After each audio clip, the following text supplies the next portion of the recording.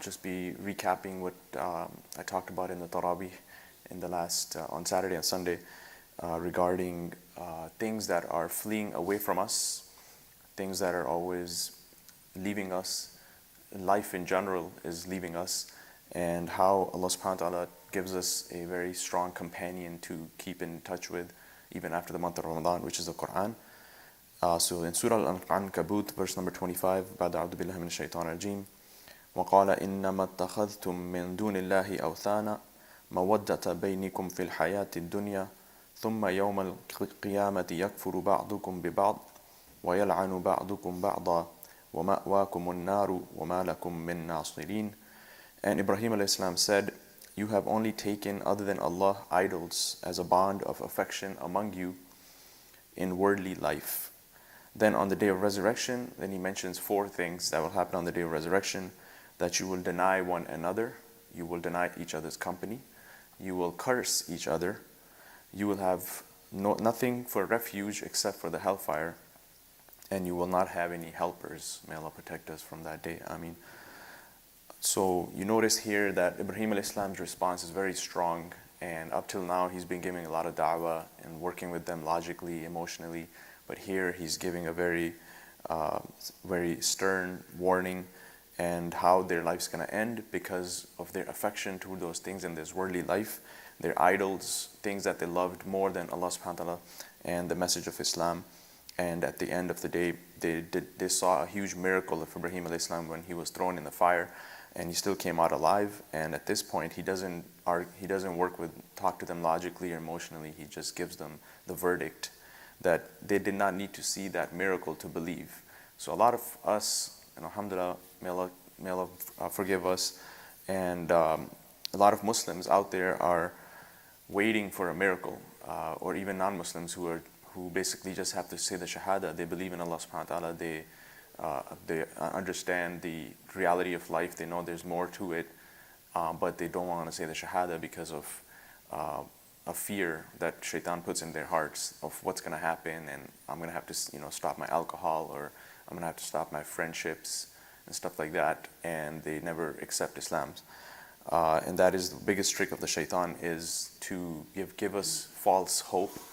And that's why I wanted to talk about the shaitan himself. And we know this is also in Surah Ibrahim, which is known as the khutbah of the shaitan, when he would talk to people on the hellfire, and he will clarify how he was always tricking them and making false promises and making sure that they end up in the hellfire, because he already knows he's already doomed. So his goal is to take as many people there as possible.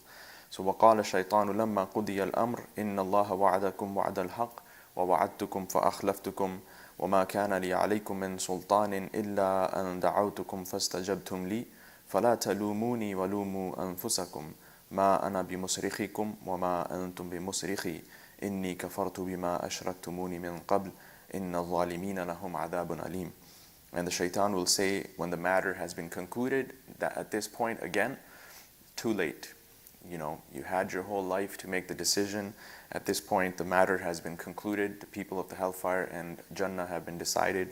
And then he says, so this is him speaking. And Allah is exposing him in the Quran so that we can take heed. That indeed Allah had promised you, and His promises were the promise of the truth. And I promised you, but my promises were falsehood, and I betrayed you.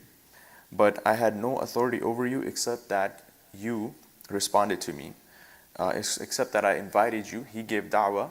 That's all he does. He also has da'wah that he's doing to people, but he cannot physically force them to make decisions, and he can only whisper. And you are the one that responded to me. But I have no authority over you except that I invited you and you responded to me. So do not blame me, but blame yourselves. I cannot be called to your aid, neither can you be called to my aid. So again, you see the fleeing away. People saying, I have nothing to do with you, you're on your own, and I'm on my own. Neither can you help me, nor can I help you. Indeed, I deny my association with you, with you associating anything with Allah. Indeed, the wrongdoers, for them there's a painful punishment. And then lastly, then we also see in Surah Abasa, فَإِذَا جَاءَتِ الصَّاخَّةُ يَوْمَ يَفِرُّ الْمَرْءُ مِنْ أَخِيهِ وَأُمِّهِ وَأَبِيهِ وَصَاحِبَتِهِ وَبَنِيهِ لِكُلِّ امْرِئٍ مِّنْهُمْ يَوْمَئِذٍ شَأْنٌ يُغْنِيهِ. On the day of judgment, when people will free from their own brothers and their mothers and their fathers and their wives and their children, the people that we love the most. And another type of fleeing is even at the time of our death. May Allah subhanahu wa ta'ala allow us to die on yaqeen, on iman, and in a way that is most pleasing to Allah subhanahu wa ta'ala. Ameen. People who love us the most, as much as they love us, it's only a matter of time. After burying us, they have to walk away. And people have to move on with their life. And that is the reality. So with all of that fleeing, and inshallah we'll continue next time, then comes the Quran, where Allah subhanahu wa ta'ala tells us that this is your companion that will be with you in this world. And we also hear that about the angels, when at the time of death they will come and say that we were your friends in this world and we'll be with you in the next.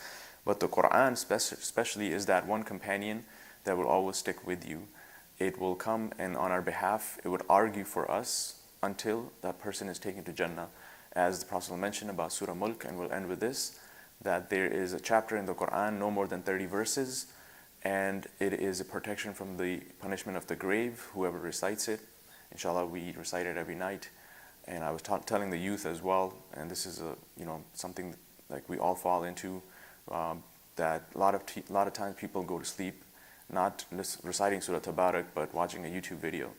And there's no guarantee that we're going to wake up the next day. So we ask Allah to allow us to at least recite the Quran, the three quls, Ayatul Kursi, before we go to sleep.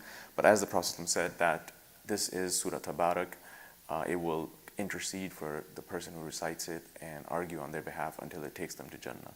May Allah subhanahu wa ta'ala make us the people of the Quran and protect us from the tricks of the shaitan and help us be its companion so that it will vouch for us on the day of judgment.